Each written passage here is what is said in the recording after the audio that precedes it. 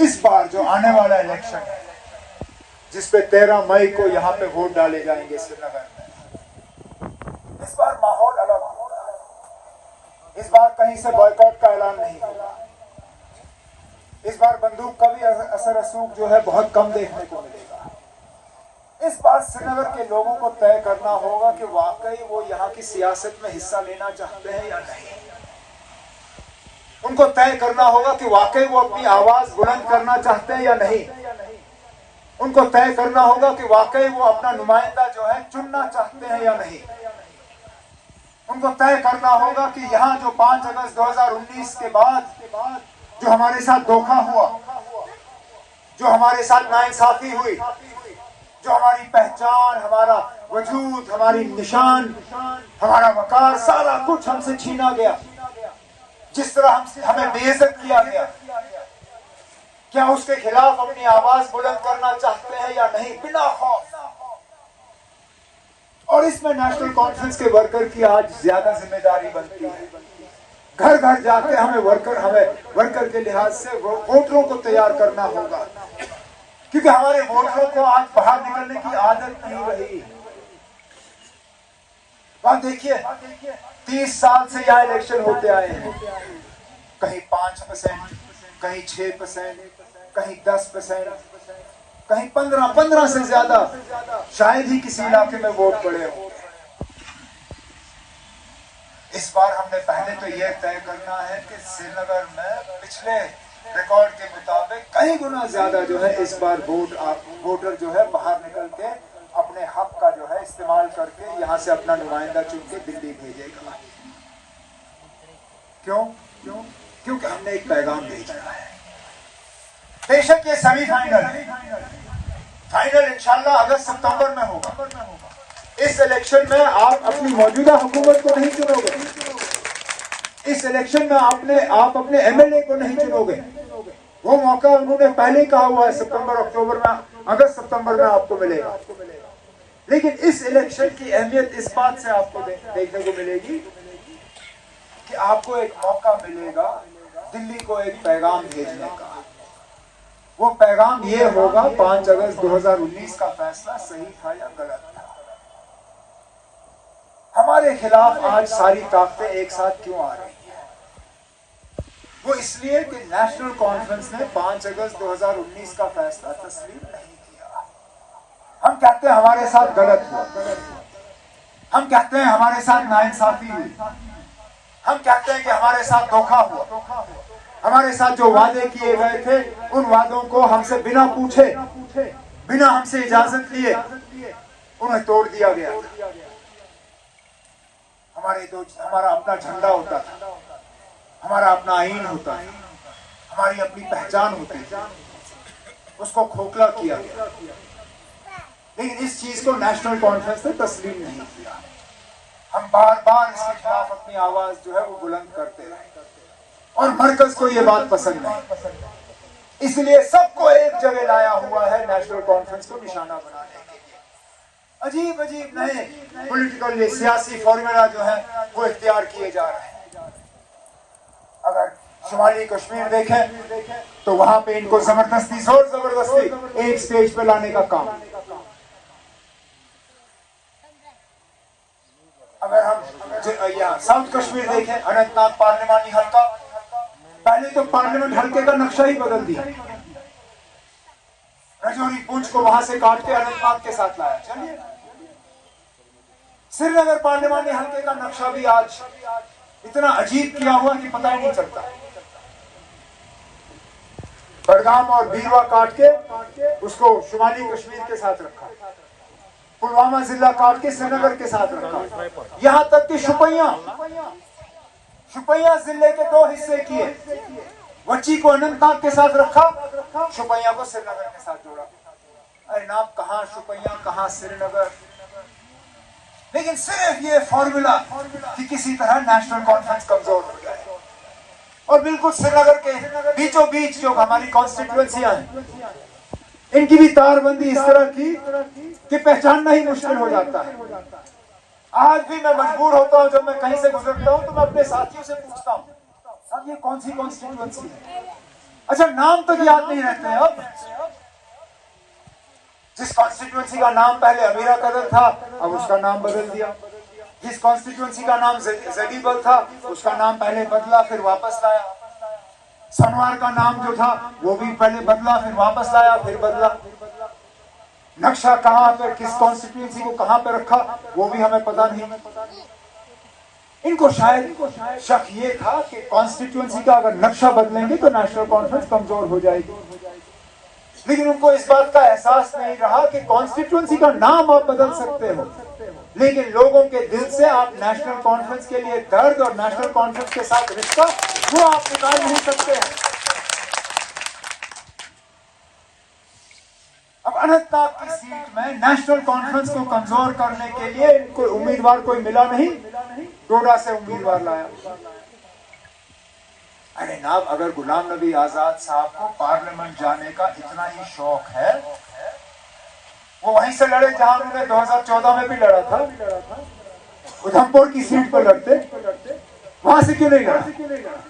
क्योंकि वहां उनके लड़ने से बीजेपी को नुकसान होता, इसलिए चुन के बीजेपी वालों ने आजाद साहब को अनंतनाग और ये रजौरी पुंछ की सीट में लड़वाया, सिर्फ वोट काटने के लिए, और निशाना नेशनल कॉन्फ्रेंस।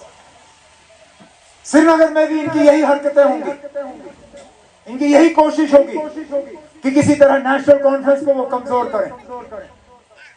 इनके ये जो हरबे हैं, झंडे उठाना, इजाजत ना देना, मेरे साथियों को घर से ना निकलने की इजाजत, सिर्फ और सिर्फ इस चीज के लिए कि कहीं हमारी आवाज जो है वो कमजोर हो जाए। क्योंकि हम इस इलेक्शन में सिर्फ एक सवाल कर रहे हैं, बिजली की मुसीबत, रोजगार की मुसीबत, बाकी परेशानियां, इन सब चीजों की बात जो है हम अगस्त सितंबर में करेंगे, क्योंकि परेशानियों की कमी नहीं है। जितने भी यहाँ लोगों के साथ 5 अगस्त 2019 के बाद वादे हुए, वो सारे वादे अधूरे रहे। यहाँ के नौजवानों को कहा गया था कि आपके रोजगार में अगर रुकावट है तो नेशनल कॉन्फ्रेंस वाले हैं और 370 है। मरकज ने यह कहा कि 370 हटते ही यहाँ के नौजवान जो है उनके हाथों में रोजगार के ऑर्डर होंगे। कहाँ है वो रोजगार के ऑर्डर? उल्टा जहां जहां इन्होंने लिस्टें निकाली, लिस्टों में धांधली हुई और वो लिस्ट ये रद्द किए गए।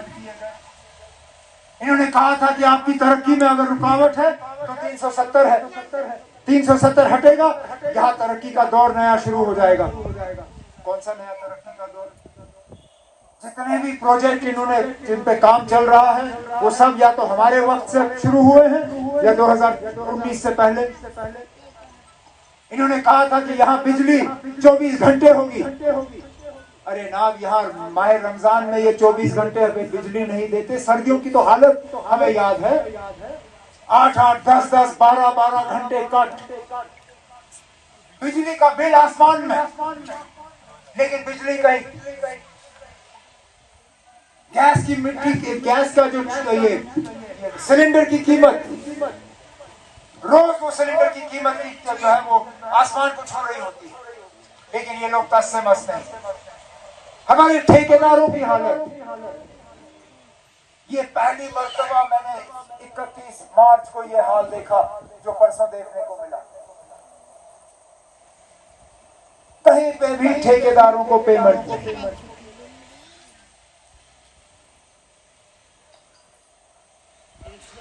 छोटे हमारे सुमो ड्राइवर, टैक्सी ड्राइवर जो अपनी गाड़ी किराए पे पुलिस वालों के साथ लगाते हैं, 9 महीने से उनकी पेमेंट नहीं हुई। फिर कहाँ की हुकूमत, कहाँ का इंसाफ, कहाँ की तरक्की? फिर कहाँ है ये 5 अगस्त के बाद बेहतरी? इसलिए हम कहते हैं कि अगर हम एक पैगाम मरकज को भेजना चाहते हैं, वो पैगाम हमने पोलिंग बूथ से भेजना है। इस इलेक्शन में हमने सिर्फ एक सवाल का जवाब देना है,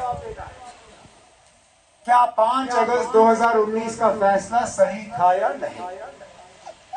अगर आपको लगता है कि 5 अगस्त 2019 का फैसला सही था, फिर नेशनल कॉन्फ्रेंस को वोट मत दो। सीधी सी बात। अगर 5 अगस्त 2019 का फैसला सही था, अगर 5 अगस्त 2019 के बाद आपकी जिंदगी में बेहतरी आई, अगर 5 अगस्त 2019 के बाद यहाँ तरक्की का नया दौर शुरू हुआ, अगर 5 अगस्त 2019 के बाद आपको ज्यादा इज्जत मिली, ज्यादा पहचान मिली, अगर आपके वकार में कोई कमी नहीं आई, तो मेहरबानी करके नेशनल कॉन्फ्रेंस को वोट मत दीजिएगा।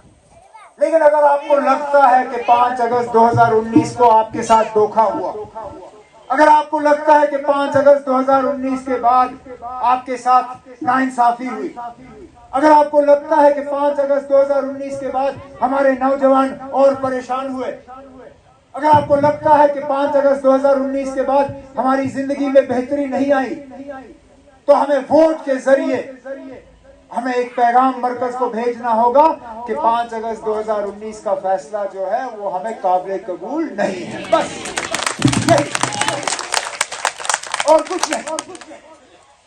क्योंकि हम वो लोग नहीं है जो सड़कों पर जो है हालात खराब करें। हम वो लोग नहीं है जो नौजवानों के हाथों में पत्थर दे, उनको कहे जाओ हालात बिगाड़ो। अरे ना, हम वो लोग हैं जो यहाँ हालात को ठीक रखने की कुर्बानी लेते हैं। इस जमात का झंडा लाल रंग से नहीं है। इस जमात ने जम्मू कश्मीर रियासत के लिए खून की कुर्बानी दी है। देते थे, देते हैं, देते आएंगे। बशर्त ये कि लोग हमें ये बताएं कि हम सही हैं या गलत। इस इलेक्शन में मुझे पता चलेगा। खुदा ना खास्ता अगर कहीं 19-20 का फर्क रहा तो मुझे पता चलेगा कि नेशनल कॉन्फ्रेंस ने गलत लाइन दिया है। लेकिन मेरा दिल ये कहता है, और जो लोगों से मुझे पता चल रहा है, हर जलसे में जिस तरह लोगों का, हम वहाँ सीट 100 रखते हैं और लोग होते हैं वहाँ 1000। जिंदगी में मैंने पहली बार पिछले दिनों सोपोर का जलसा इतना बड़ा किया जितना हमने पिछले दिनों नेशनल कॉन्फ्रेंस का प्रोग्राम किया। पर कल पहलगाम में, लिवर में, वहां पे हमने मामूली वर्करों की मीटिंग रखी थी, बड़े जलसे में तब्दील हुआ। इसी से मुझे पता चल जाता है कि चाहे वो अनंतनाग की सीट हो, श्रीनगर की सीट हो, इंशाल्लाह बारामूला की सीट हो, तीनों सीटों पे भारी अक्सरियत से नेशनल कॉन्फ्रेंस का उम्मीदवार कामयाब होगा। और यहाँ जम्मू कश्मीर के लोगों के हकूक के लिए हमारी लड़ाई जो है वो जारी रहेगी।